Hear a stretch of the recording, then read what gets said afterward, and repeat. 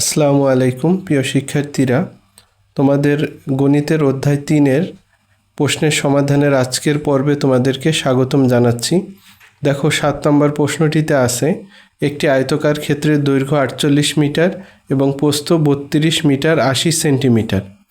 ক্ষেত্রটির বাইরে চারদিকে 3 মিটার বিস্তৃত একটি রাস্তা আছে। রাস্তাটির ক্ষেত্রফল কত? তাহলে দেখো, আমরা যদি আনুপাতিক একটা চিত্র আঁকি, এটা যদি একটা আয়তক্ষেত্র হয়, এর দৈর্ঘ্য কি এই দুইটা এবং প্রস্থ এই দুইটা, তাহলে দৈর্ঘ্য দেওয়া আছে 48 মিটার করে এবং প্রস্থ আছে হলো 32 মিটার 80 সেন্টিমিটার। 32 metre 80 centimetre. এখন ক্ষেত্রটির বাইরে চারদিকে 3 মিটার, অর্থাৎ এই চারোদিকে 3 মিটার করে রাস্তা রয়েছে। এখন প্রত্যেক দিকে কয় মিটার করে? 3 মিটার করে রাস্তা রয়েছে। এখন বলা আছে রাস্তাটির ক্ষেত্রফল কত, অর্থাৎ এই ক্ষেত্রফলটা বের করতে হবে। তাহলে আমাদের কি করতে হবে? যেহেতু এই ক্ষেত্রফলটা বের করব, তাই আমাদেরকে এই সম্পূর্ণ ক্ষেত্রফল থেকে এই ভিতরে যে আয়তকার ক্ষেত্র আছে তার ক্ষেত্রফল বাদ দিলেই কি আমরা রাস্তার ক্ষেত্রফল পেয়ে যাব। তাহলে দেখো, আরেকটা কাজ আছে। দেখো, দৈর্ঘ্যটা আছে মিটারে, কিন্তু প্রস্থটা কি মিটার এবং সেন্টিমিটার উভয়ই আছে, তাই এই সেন্টিমিটারটাকে আমাদের কি করতে হবে? মিটারে বানিয়ে নিতে হবে। দেখো, তাহলে আমরা কাজ শুরু করি। দেওয়া আছে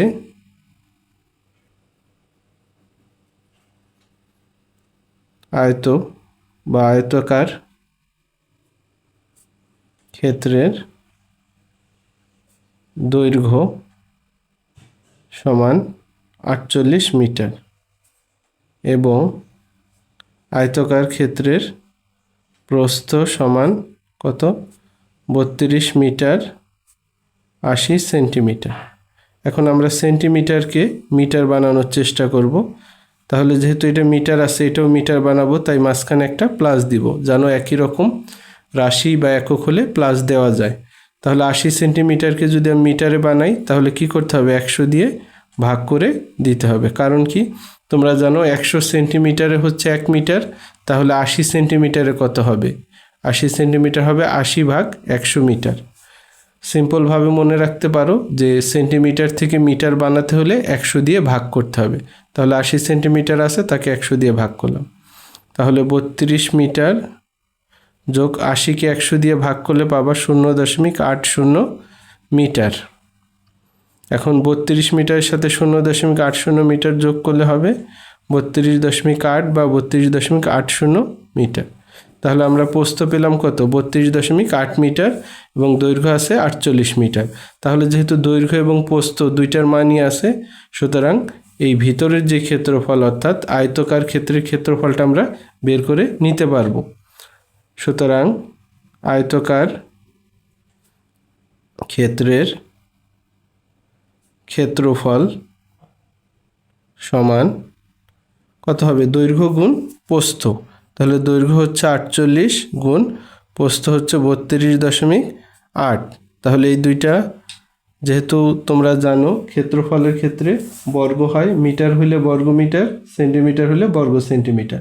এখন এই দুটো গুণ করলে গুণফল ক্যালকুলেটারে পাবে 1574.4, আর এটা হচ্ছে বর্গ মিটার। এখন খেয়াল করো, আমাদের ভিতরের আয়তকার ক্ষেত্রটির ক্ষেত্রফল পেলাম। এখন কি রাস্তা সহ ক্ষেত্রফল লাগবে। তখন রাস্তা সহ ক্ষেত্রফলের জন্য কি লাগবে? রাস্তা সহ আয়তক্ষেত্রের দৈর্ঘ্য এবং রাস্তা সহ আয়তক্ষেত্রের প্রস্থ লাগবে। তাহলে আমরা লিখব, সুতরাং রাস্তা সহ আয়তাকার ক্ষেত্রের দৈর্ঘ্য। এখন দেখো, রাস্তা আছে কতটুক করে? 3 মিটার করে। তাহলে রাস্তা সহ দৈর্ঘ্য হবে, দৈর্ঘ্য ছিল 48, তার সাথে দুই দিকে দৈর্ঘ্য বরাবর 3 3, অর্থাৎ 3 2 বার, 3 গুণ 2 মিটার। তাহলে 48 যোগ 3 দুগুণে কত? 6 মিটার সমান সমান কত হয়? 48 আর 6 54 মিটার। এবং রাস্তা সহ আয়তকার ক্ষেত্রের প্রস্থ, তাহলে প্রস্থ কত বের হয়েছে? 32.8 মিটার। তার সাথে যোগ করবে রাস্তা কি, প্রস্থ এখানেও আছে 3 মিটার, এখানেও 3 মিটার, তাহলে 3 দুইবার আছে, তাহলে 32.8 যোগ 3 দুগুণে কত হয়? 6 হয় মিটার। তাহলে প্রস্থ হচ্ছে রাস্তা সহ প্রস্থ হচ্ছে 32.8 যোগ 6 কত হয়? 38.8 মিটার। এখন আমরা রাস্তা সহ আয়তাকার ক্ষেত্রের দৈর্ঘ্য পেলাম এবং রাস্তা সহ আয়তাকার ক্ষেত্রের প্রস্থ পেলাম। এখন কি সেখান থেকে আমরা কি রাস্তা সহ আয়তাকার ক্ষেত্রের ক্ষেত্রফল নির্ণয় করব। ক্ষেত্রফলটা কি হবে? এই দৈর্ঘ্য গুণ প্রস্থ। তাহলে দৈর্ঘ্য হচ্ছে 54 মিটার এবং প্রস্থ হচ্ছে কত? 38.8 মিটার। সুতরাং লিখব রাস্তা সহ আয়তাকার ক্ষেত্রের ক্ষেত্রফল, নিচে সমান দিয়ে লিখতে পারো, পাশেও লিখতে পারো। তোমাদের মনে আছে দৈর্ঘ্য পেয়েছিলাম কত? 54, আর প্রস্থ পেয়েছিলাম কত? 38.8, আর ক্ষেত্রফলের একক বর্গ, আর সাথে মিটার আছে, তাই বর্গ মিটার। এখন এই দুটো গুণ করলে গুণফল পাবে 2095.2 বর্গ মিটার। তাহলে দেখো রাস্তা সহ আয়তাকার ক্ষেত্রের ক্ষেত্রফল কত আসলো? 2095.2 বর্গ মিটার। তাহলে আমাদের কি করতে হবে? এখন এই রাস্তা সহ আয়তাকার ক্ষেত্রের ক্ষেত্রফল থেকে ওই আমরা যদি আয়তাকার ক্ষেত্রের ক্ষেত্রফল বাদ দিই তাহলে কি রাস্তার ক্ষেত্রফল পেয়ে যাব। তাহলে লিখব সুতরাং রাস্তার ক্ষেত্রফল সমান কি হবে? এই রাস্তা সহ আয়তাকার ক্ষেত্রের ক্ষেত্রফল অর্থাৎ 2095.2, সেখান থেকে বিয়োগ করব কি? বিয়োগ করব আয়তাকার ক্ষেত্রের ক্ষেত্রফল। দেখো আয়তাকার ক্ষেত্রের ক্ষেত্রফল কত ছিল? 1574.4 বর্গমিটার, অর্থাৎ এই 1574.4 বাদ দিব। তাহলে লিখব 1574.4 বর্গ মিটার। এখন 2095.2 থেকে 1574.4 বাদ দিলে বিয়োগফল হবে 520.8 বর্গ মিটার। এটাই হচ্ছে কি রাস্তার ক্ষেত্রফল। উত্তর কত? 520.8 বর্গ মিটার। ঠিক আছে প্রিয় শিক্ষার্থীরা, দেখো 8 নম্বর প্রশ্নে আছে একটি বর্গাকার ক্ষেত্রের এক বাহুর দৈর্ঘ্য 300 মিটার এবং বাইরে চারদিকে 4 মিটার প্রস্থের একটি রাস্তা আছে, অর্থাৎ রাস্তাটার প্রস্থ 4 মিটার। রাস্তাটির ক্ষেত্রফল কত? দেখো আগের প্রশ্নটা ছিল আয়তক্ষেত্র নিয়ে, এই প্রশ্নটি হচ্ছে বর্গক্ষেত্র নিয়ে। তোমরা জানো বর্গক্ষেত্রের সকল বাহুর দৈর্ঘ্য সমান হয় এবং আয়তক্ষেত্রের ক্ষেত্রফল হচ্ছে দৈর্ঘ্য গুণ প্রস্থ, আর বর্গক্ষেত্রের ক্ষেত্রফল কি? এক বাহুর দৈর্ঘ্য হোল স্কয়ার। অর্থাৎ যেহেতু এক বাহুর দৈর্ঘ্য দেওয়া আছে 300 মিটার, তাই বর্গক্ষেত্রের ক্ষেত্রফল কি হবে? 300কে হোল স্কয়ার অর্থাৎ 300 গুণ 300 করতে হবে। আর যেহেতু ওইটার মতো আমরা যদি আনুপাতিক একটা চিত্র আঁকি, বর্গক্ষেত্র সব বাহু সমান একটা আনুপাতিক চিত্র আঁকা হলো, এর চারদিকে কতটুক? 4 মিটার প্রস্থের একটা রাস্তা আছে, 4 মিটার করে। ঠিক আছে, এখানে যত এখানে তত, এখানে যা এখানে তা। আর এক বাহু কত করে? 300 মিটার, অর্থাৎ প্রত্যেকটা বাহু হচ্ছে 300 মিটার করে।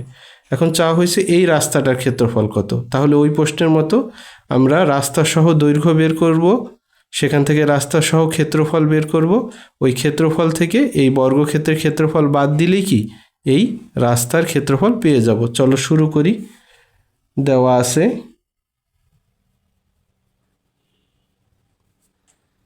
বর্গক্ষেত্রের এক বাহুর দৈর্ঘ্য সমান 300 মিটার। তাহলে সুতরাং বর্গক্ষেত্রের কি ক্ষেত্রফল তোমরা জানো, ওই এক বাহুর দৈর্ঘ্যকে কি করতে হয়? স্কয়ার করে দিতে হয়, এত বর্গ মিটার। তাহলে সেই ক্ষেত্রে কি হবে? 300 স্কয়ার এটা হবে স্কোয়ার মানে পাওয়ার 2। 300 স্কোয়ার মানে কি 300 গুণ 300। সেই ক্ষেত্রে তুমি 300 গুণ 300 করলে এটার গুণফলটা পাবে হচ্ছে 90,000। 90,000 বর্গ মিটার। তাহলে বর্গক্ষেত্রের ক্ষেত্রফলটা পেলাম। এখন যেহেতু চারদিকে 4 মিটার প্রস্থের রাস্তা আছে, তাহলে কি ওই রাস্তা সহ বর্গের কি এক বাহুর দৈর্ঘ্য অথবা বর্গক্ষেত্রটির দৈর্ঘ্য বের করতে হবে। সুতরাং রাস্তা সহ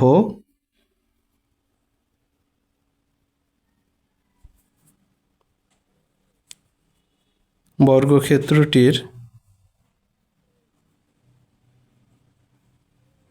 দৈর্ঘ্য সমান বর্গক্ষেত্রটি আছে কত 300 মিটার, তার সাথে যোগ করতে হবে প্রস্থ বরাবর যে 4 মিটার প্রস্থের একটি রাস্তা আছে, তাহলে কত দিব 4 গুণ 2, তাহলে হবে 300 যোগ 4 দুগুণে কত 8 মিটার সমান সমান কত 308 মিটার। তাহলে রাস্তা সহ বর্গ ক্ষেত্রটির দৈর্ঘ্য হচ্ছে কত 308 মিটার। সুতরাং রাস্তা সহ বর্গক্ষেত্রটির ক্ষেত্রফল। তাহলে ক্ষেত্রফল বর্গের কি হয়, বাহুর দৈর্ঘ্য যা হয় তাকে কি করে দিতে হয় স্কোয়ার বা বর্গ করে দিতে হয়। এখন এখানে কি হবে 308 গুণ 308 করতে হবে। এখন 308-এর সাথে 308 গুণ করলে হবে গুণফল 94,864 বর্গ মিটার। এখন এই রাস্তা সহ বর্গটির ক্ষেত্রফল থেকে বর্গক্ষেত্রের ক্ষেত্রফল বাদ দিলেই কি আমরা রাস্তার ক্ষেত্রফল পেয়ে যাব।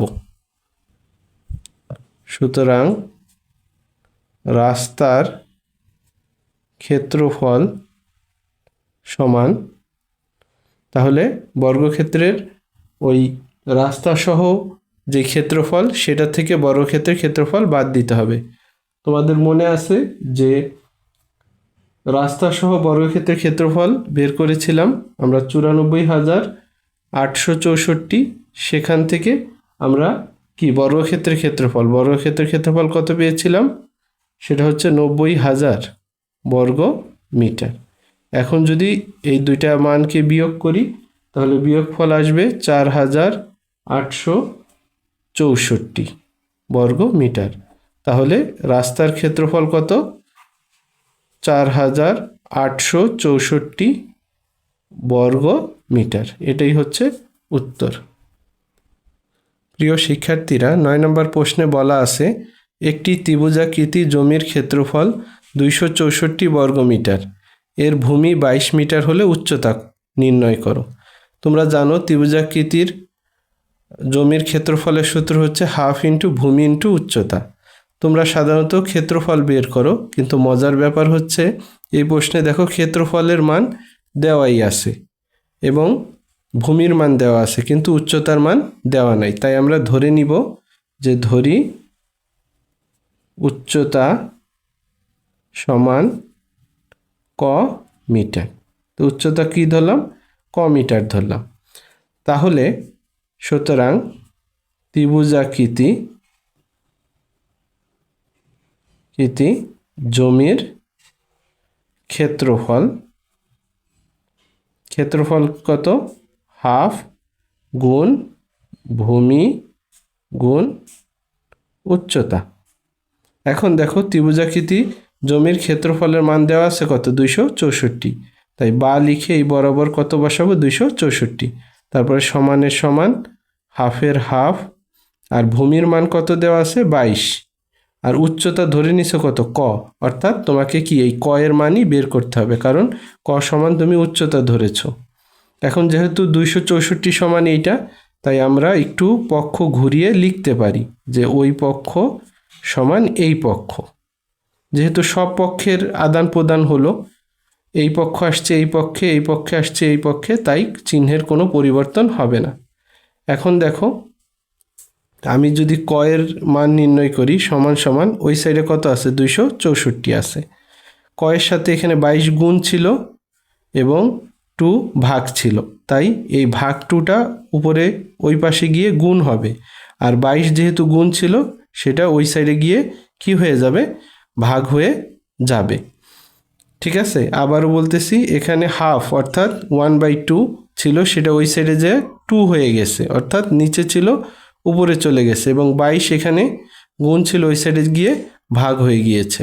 এখন দেখো, যদি আমরা কাটাকাটি করি অর্থাৎ ভাগ করি, 22 দিয়ে তুমি এখানে রাফ করে নিতে পারো 22 ভাগ 264। 22 2-এর মধ্যে যায় না, আরেকটা সংখ্যা নিলে 26, 22 26-এর মধ্যে একবার যায়, 22 একে 22, বিয়োগ করলে 2 আছে 6 হবে 4 হলে, আর এখান থেকে 4। 22 44-এর মধ্যে 2বার যায়, কারণ 22 দুগুণে 44। তাহলে 22 দিয়ে 264-কে ভাগ করলে ভাগফল হয় 12, আর 12 গুণ 2 কত হয়, 24। তাহলে সুতরাং ক সমান সমান কত, 24 মিটার। সুতরাং উচ্চতা সমান কত হবে, 24 মিটার। অর্থাৎ তোমাকে যে উচ্চতা নির্ণয় করতে বলা হয়েছে সেটা কত বের হয়েছে, 24 মিটার। প্রিয় শিক্ষার্থীরা, দেখো 10 নম্বর প্রশ্নে বলা আছে, একটি চৌবাচ্চায় 19,200 লিটার পানি ধরে, এর গভীরতা 2.56 মিটার এবং প্রস্থ 2.5 মিটার হলে দৈর্ঘ্য কত। তাহলে এটা দৈর্ঘ্য চাওয়া হয়েছে। তা আগে আমরা ধরি এর দৈর্ঘ্য, অর্থাৎ চৌবাচ্চার দৈর্ঘ্য, চৌবাচ্চার মানে হচ্ছে পানির ট্যাঙ্কি যেটা বলো সেটার কথাকে বোঝানো হয়েছে। ধরি চৌবাচ্চার দৈর্ঘ্য সমান কত, ক মিটার, এটা ধরে নিলাম। এখন এর গভীরতা অর্থাৎ উচ্চতা দেওয়া আছে এবং প্রস্থ দেওয়া আছে।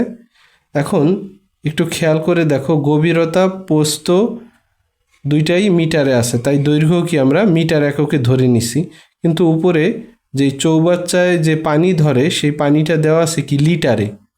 খেয়াল করো, পানিটা দেওয়া আছে কি লিটারে, তাই তোমরা এই লিটার থেকে ঘন সেন্টিমিটার বানাবা এবং ঘন সেন্টিমিটার থেকে মিটার বানাবা।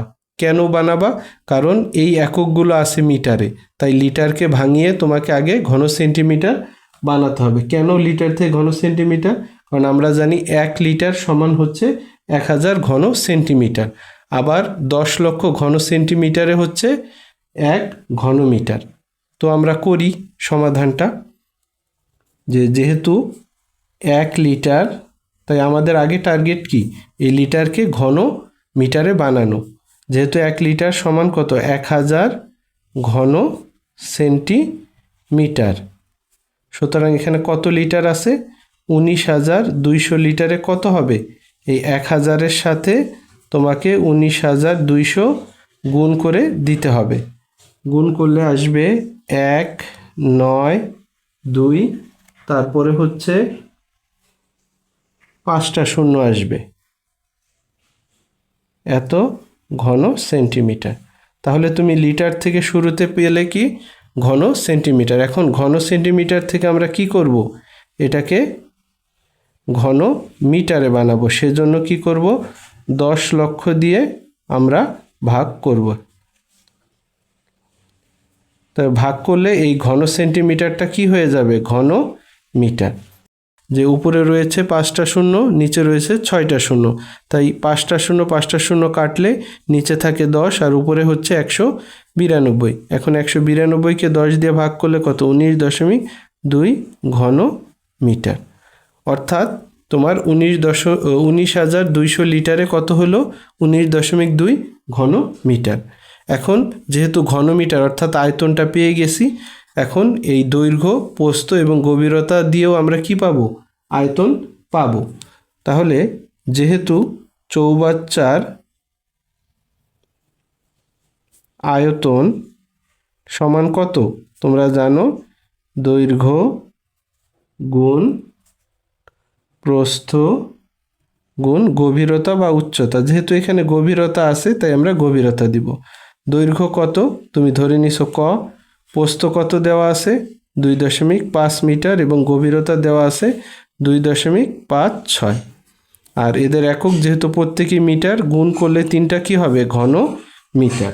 এখন দেখো, তুমি যদি 2.5-এর সাথে 2.56 গুণ করো তাহলে গুণফল আসবে 6.4, আর সাথে আছে ক, এত ঘন মিটার। তাহলে খেয়াল করে দেখো, চৌবাচ্চার আয়তন যতটুক ততটুকুই তো চৌবাচ্চায় পানি ধরবে, এর বেশি তো আর ধরবে না। তাহলে চৌবাচ্চার পানি ধরে কত? 19,200 লিটার। তাহলে 19,200 লিটারে বের করছো কত? 19.2 ঘনমিটার। তাহলে এই 19.2 ঘনমিটারই কি চৌবাচ্চার আয়তন। আবার সূত্র দিয়ে পেলে চৌবাচ্চার আয়তন কত? 6.4 ক ঘনমিটার। অর্থাৎ এটাও আয়তন, এটাও আয়তন। তাই লিখতে পারবা সুতরাং 6.4 ক সমান কত? 19.2, কারণ আয়তন সমান আয়তন। এখন যদি তুমি ক এর মান বের করো, ক এর সাথে 6.4 গুণ আছে, ওই পাশে যে কি হয়ে যাবে? ভাগ হয়ে যাবে। এখন যদি তুমি এই দুটাকে ভাগ করো ক্যালকুলেটরের সাহায্যে, তাহলে মান পাবা হচ্ছে 3। সুতরাং ক সমান কত?